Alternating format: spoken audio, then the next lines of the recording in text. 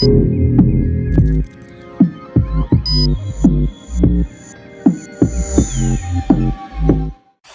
there, my name is Joey Randazzo, and I am the owner of SEO Growth Partners, which is based here in the lovely city of Portland, Oregon. So I want to jump in straight away, the top 4 mistakes that I see medical practices making when it comes to their SEO.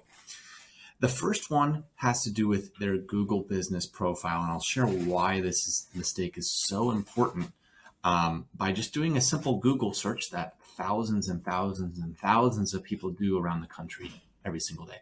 So we've got the keyword is Portland doctor.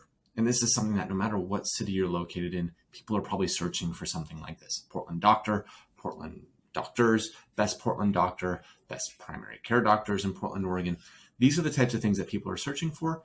And the very first organic thing, not paid ads, but organic thing that we see is what's called the Google local pack.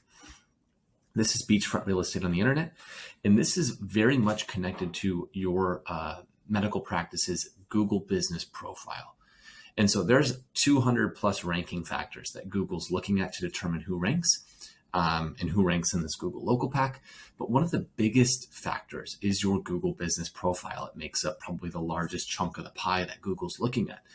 And within your Google business profile, you can do a lot of different things. And for our clients, data integrity and safety, we're not going to be sharing the back end of a real Google business profile here.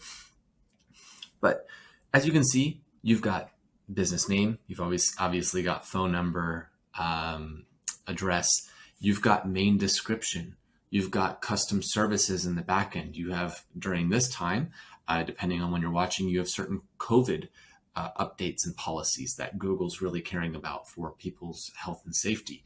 You've got different attributes that you can add to your business. You've got the ability, do you have online care? As you can see, this business is featured with online care. There's so many different things that you can add to your Google business profile. And so if you're wondering, well, what should I do? The answer is add as much comprehensive information as possible. If Google gives you the ability to add photos, add 100 photos. Add multiple photos from the outside of your medical practice. Maybe if you have a parking lot, take a picture of the parking lot, front door. If you've got a plaque, if you've got a suite number and your plaque says your business name, picture of the plaque. Multiple angles of the waiting room, pictures of your staff, pictures of the actual exam rooms. If you've maybe got x-rays or whatever it might be, take pictures of everything. This is what I mean by comprehensive. So if Google gives you the ability to add a custom service in the back end and write a description for that custom service, add as much as you possibly can. Now, there are some other technical SEO things that you can do in the back end, but that'll get you 80% of the way there. Another big mistake that I see from the Google business profile perspective is getting reviews. Google cares now more now than ever about getting reviews and high quality reviews. So when it comes to reviews, it's the quantity of reviews, the frequency of reviews, and the quality of reviews. So if you've got 1,000 reviews, but 2 stars, you're probably not going to rank. If you've got 2 reviews and they're both 5 stars, again, there's not a huge chance that you're going to rank. So that's another big mistake. The next big mistake is properly listing out all of the services that you offer on your website. So medical practices can be very specialized, right? What exact services do you offer? Or, do you offer pediatric services? Do you offer certain yearly exams? What are every single service that you offer? And list those out on your website very, very, very, very clearly and comprehensively as well. So it's not just on your homepage saying, we offer pediatric services. It's creating a separate page for pediatric services and in great detail sharing exactly what that service looks like. The third mistake is not creating enough content for your website. This is a very challenging one, but it depends on your particular type of medical practice. But for example, upcoming flu season, if you're like just a general doctor and you're in the Portland area, are there certain things that you're seeing in Portland that you can write a blog post about? So what to know upcoming flu season here in Portland, Oregon. That's the type of content where we're talking about, and very, very comprehensive. So on top of that, what are the main questions and queries or ailments that your target audience is coming in for? So I would write down the top 20 ailments and the top 20 questions that your target audience is asking you, and write articles about those things. There are other ways to do back-end keyword research that's super technical to make sure you're hitting that exact keyword. But if you just think about those questions, think about those ailments, again, you're getting yourself 80% of the way there. The final mistake that businesses make is they don't do a repeatable SEO process.